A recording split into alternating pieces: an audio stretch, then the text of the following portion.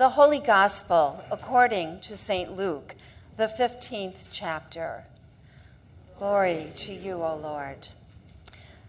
Now all the tax collectors and sinners were coming near to Jesus to listen to Jesus. And the Pharisees and the scribes were grumbling and saying, "This fellow welcomes sinners and eats with them." So he told them this parable. There was a man who had 2 sons. The younger of them said to his father, Father, give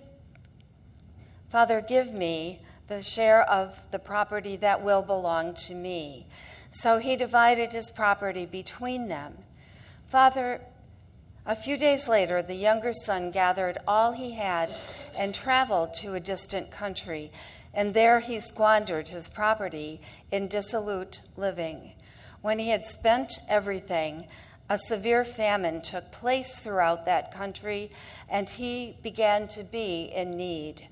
So he went and hired himself out to one of the citizens of that country, who sent him to his fields to feed the pigs. He would gladly have filled himself with the pods that the pigs were eating, and no one gave him anything to eat. But when he came to himself, he said, "How many of my father's hired hands have bread enough and to spare, but here I am dying of hunger. I will get up and go to my father, and I will say to him, 'Father, I have sinned against heaven and before you. I am no longer worthy to be called your son. Treat me like one of your hired hands.' So he set off and went to his father. But while he was still far off, his father saw him and was filled with compassion. He ran and put his arms around him and kissed him. Then the son said to him, 'Father, I have sinned against heaven and before you. I am no longer worthy to be called your son.' But the father said to his slaves, 'Quickly, bring a robe, the best one, and put it on him. Put a ring on his finger and sandals on his feet. And get the fatted calf and kill it. And let us eat and celebrate. For this son of mine was dead and is alive again.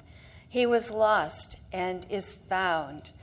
And they began to celebrate.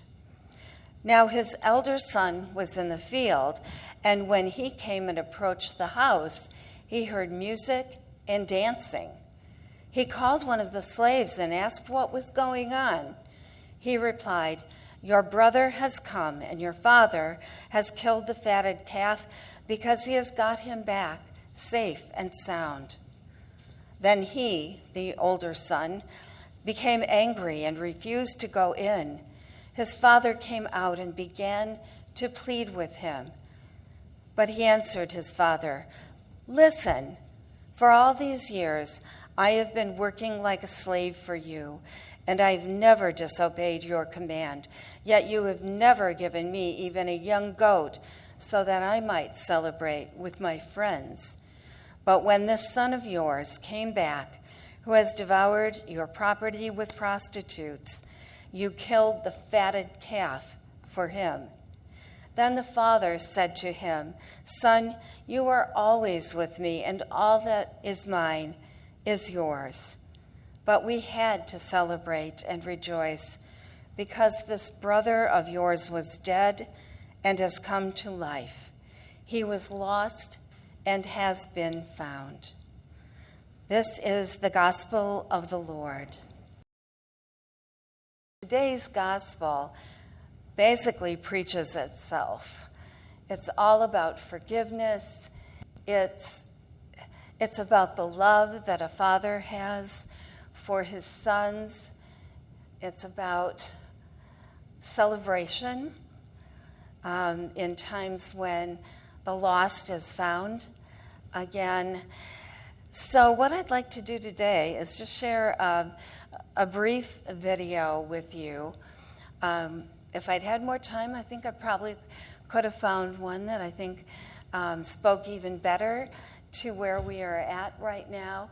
But what I hope is that you're going to join me in watching this, and that you will help bring out some of what you see in this particular video.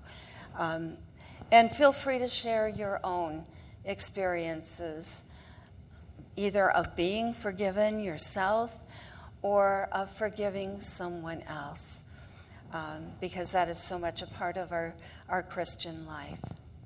So Terry, roll them if you would.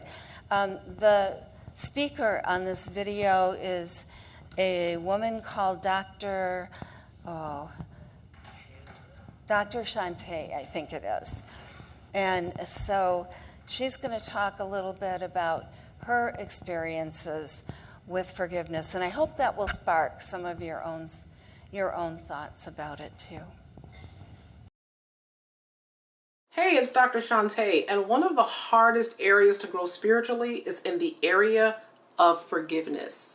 So by the end of this video, you will understand how to forgive, why to forgive, and what forgiveness actually looks like. Keep watching. So forgiveness is one of those topics that even Christians like to kind of sweep under the rug, because it is human nature to want justice. You want people to get what they deserve, and I completely understand that. I completely get that. At the same time, harboring all of those grudges in your heart is so damaging in so many ways. So by the end of this video, you will be well equipped on the path to healing. Whenever I talk about forgiveness on Believing Bigger podcast, my listeners email me with so many thank yous, and this was so helpful, because it's necessary to release those toxins. And I will be sure to post that link below so that you can get those resources as well. So let's start with why. Contrary to popular belief, forgiveness is actually for you. I know we say things like, that person doesn't deserve my forgiveness, because we want them to suffer. But the truth is, we suffer too. When you carry around all that anger and hurt and bitterness and resentment, it just becomes a cancer in your spirit, and it festers and it rots, and it's literally like drinking poison and expecting the other person to die. But they've moved on, and we're the ones that are still holding on. Besides, as believers, and I know this is a struggle, but as believers, the Bible tells us that we ought to forgive others because we've been forgiven for the things that we do wrong. And if we don't forgive others, it literally blocks our blessings. And I don't know about you, but I need like all the help that I can get. And so why should you forgive? Because forgiveness is the catalyst that begins the healing process. So the big question is how? How do you forgive? And there are a ton of definitions of forgiveness out there, but the one that I like personally is giving up all hope of a better past.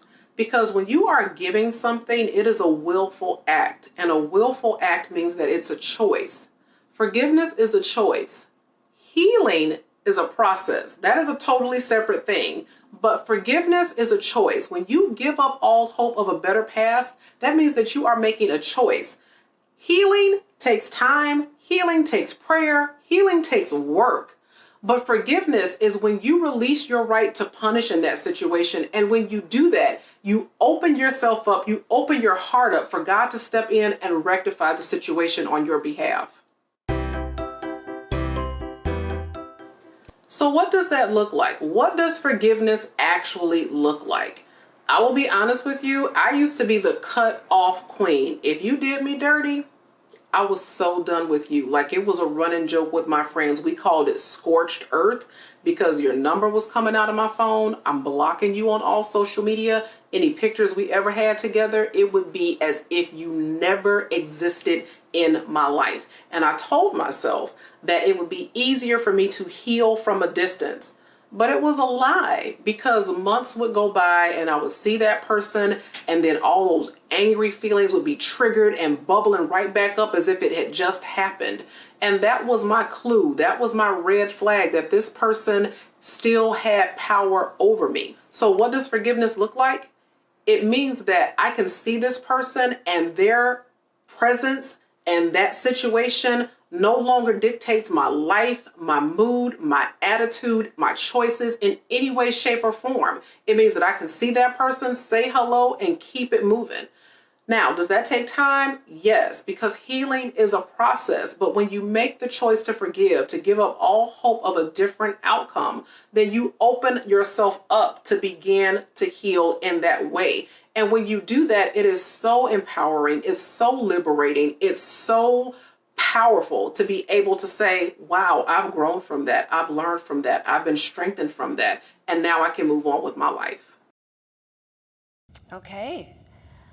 Well, yeah, I think there's so many lessons we can bring out of this gospel story. And I think one of them is that if we refuse to forgive, it probably hurts us more than it hurts the person that we're hating on, so to speak. Right, it's probably not going to affect them, but it hardens my heart and makes it difficult for me going forward too. So I'm going to work on forgiving this person in my past that I don't see very often, but even when I think about her, it makes me so mad. And it hardens my heart. And I need to work on that. Need to work on that.